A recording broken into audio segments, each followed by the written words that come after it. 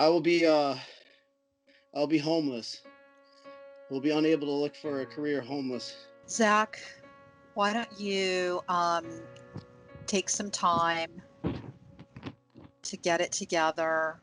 I know it sounds like you're having a really rough time right now, Zach. But Zach, you're not in the place right in this moment, which doesn't mean that we're not going to work together, okay? We'll figure it out. We'll figure it out. But take care of your home life right now. Oh, Zach, I'm so sorry. If I were there, I'd give you a big hug, my friend. I'm so sorry. The Super Purposes team provided Zach with transitioning housing to ensure his safety and well-being.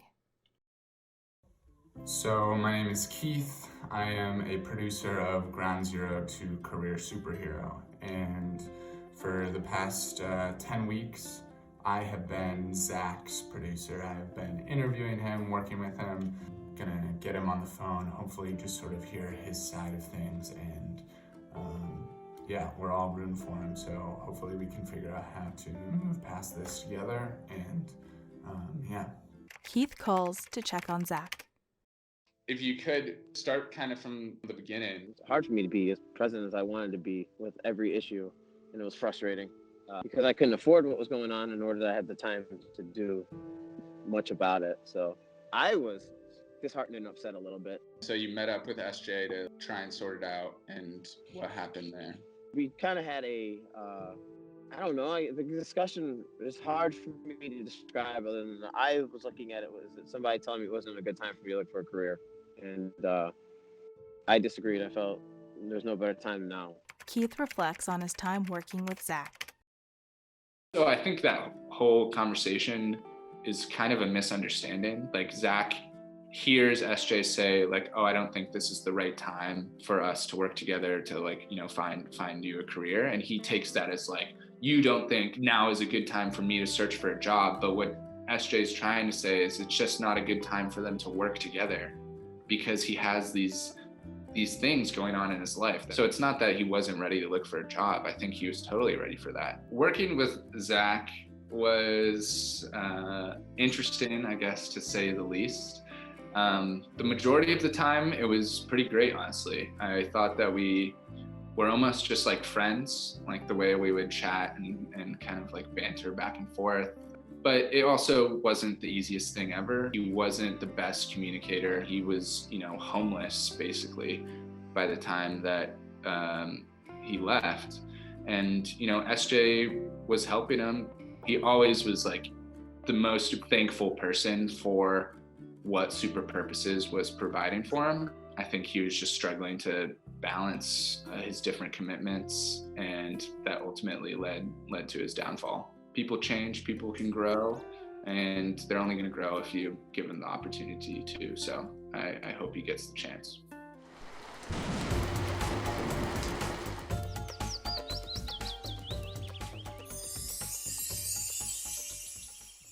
This week, the cast explains how they show gratitude. It's very important to express gratitude about an opportunity because it shows that you appreciate the position that you're in, that someone took the time to get to know you more, and to help further, you know, your career. I believe, you know, someone with a good character, they will be kept in that position, you know, compared to someone who has all the competencies to perform that role but doesn't have any type of manners. You know, I think they'll stay longer. You know, it just shows that you are aware that this is an opportunity, you know. I think, you know, innately humans appreciate gratitude. People are really happy to discover that you're a grateful person. You know, they're endeared to you, like, because of your gratitude.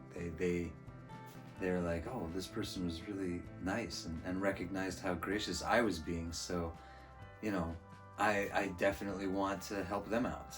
Gratitude is like a gateway to blessings in general. Like when you're thankful for something, like more opportunities come your way. That's one aspect. But also, when you thank someone, it just shows that you genuinely are grateful for their time, for their energy spent on you. And other people want to see that as well. I think it's just really important to think individuals whenever they step out of their comfort zone to meet with you and are there to help you as well. I think the reason that it's important to express gratitude is because it puts you in a different class, really. It shows them that you appreciate them. It shows them that you appreciate the time that they took to meet with you, as opposed to just them doing all the work for you. You're giving a little back. Marley and Ryan discuss LinkedIn meetings and interviews.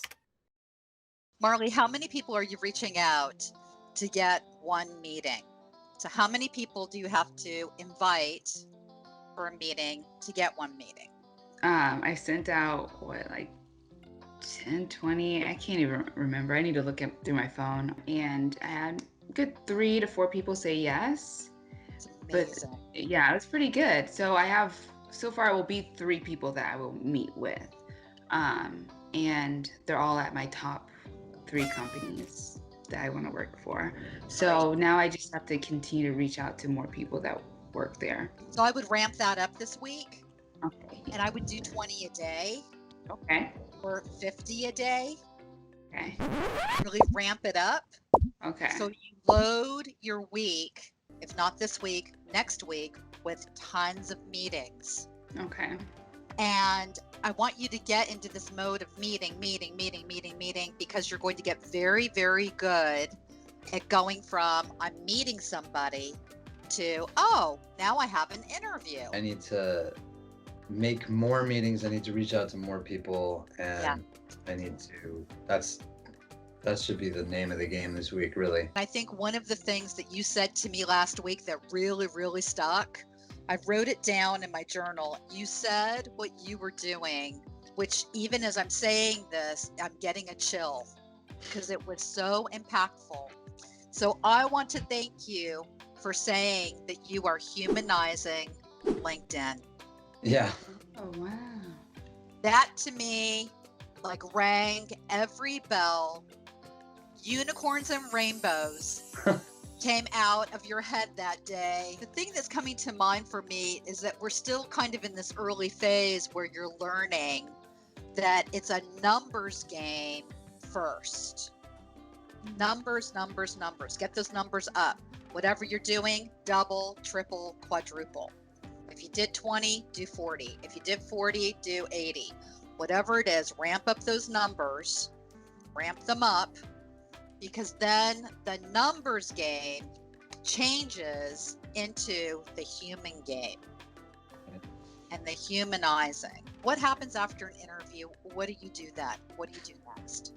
Nothing. I don't do anything. I try to relax and not stress about it, and I walk away from the situation. Jeremy and Taylor reflect on their progress and continue moving forward. Last week, I got the response from that employer that I was looking to work with, and they chose somebody else. I can't be upset about it. I can just keep on keeping on. In the transition specialist, there's one here in Boise, and for the state of Idaho that's remote. Okay. And so I applied for them both, because if they were considering me for supervisory position for them, I should be a shoo-in to make that position. The money may not be what you want, but it might be better than what you have right now. And just I was just talking over with George, my future father-in-law, just yesterday even. And him and I both agreed, as long as I'm making enough to be above water, that my primary goal is to help veterans. It was never about the money. I mean, the money is good, don't get me wrong. I want as much as I can get. The primary goal was to help veterans. It wasn't to become rich off helping veterans, or I'm in the wrong career. So I had a meeting with someone who works at Warner Media. So we talked, we chatted up. But yeah, it just ended after that. Then I followed up with SJ and told her about it. And, you gave me some tips. how to keep the lead warm, possibly finding an article, and letting her know that I was thinking about her, just to, continue to have that conversation be open. Okay. So what I would suggest, Taylor, is that you schedule a meeting. Yes. So you always want to have meetings. So you see real live human beings. Right. And that you get to have the meeting and you present yourself as a business person. Right? Yes. And that you move and lead and shepherd the conversation. We want to turn the meetings into the next step, because we got to jump ahead now because we're on week 9. Yes, ma'am. So we're still playing catch up, but we're not playing catch up because both of you are ahead. Okay. The reason why you're both ahead, Okay. both of you have had interviews. Yes, ma'am. Both of you have gone through several different processes. On Taylor's side of things, she negotiated with some folks and she turned down their offers. Oh. Jeremy, in your case, you are so close, my friend, to getting your job. You're this close. You are.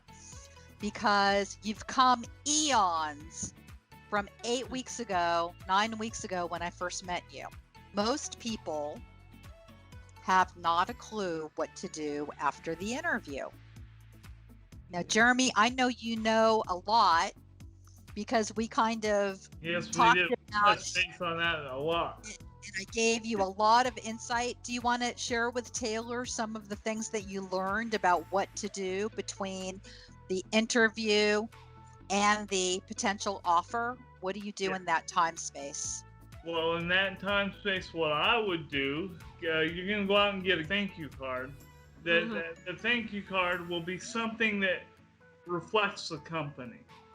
Like you're potentially working in cartoons or something, so you might want to navigate toward that. Right. And then make a heartfelt thank you, not extensive, not crazy big or anything. Yeah. Just thank you for the meeting. I want just one more time say I really appreciate this opportunity that you're providing, and I look forward to working with you in the future. Leave it at that and send it in. That's awesome. The cast gives tips on thank you cards and shares some examples. What will be my unique way of thanking my interviewer? I don't know, as far as my sort of brand of card goes, it's going to have to be some sort of photography. I mean, it's just going to end up looking like a postcard in that case with some kind of clever note. It makes you stand out. It'll make you memorable to them. So if, they hire somebody and then that person doesn't work out, they're going to be like, oh, I made a mistake. Should have gone with that. Should have gone with Ryan. He thanked me for the interview. This guy's got the job and he's a jerk. It's very important to thank interviewers because, first of all, they're human beings, right? Someone took the time to speak with you, and it just shows that you are courteous of their time and you value their time. You have to keep those connections warm, and you don't want to burn the bridge. It's still good to keep in contact with them.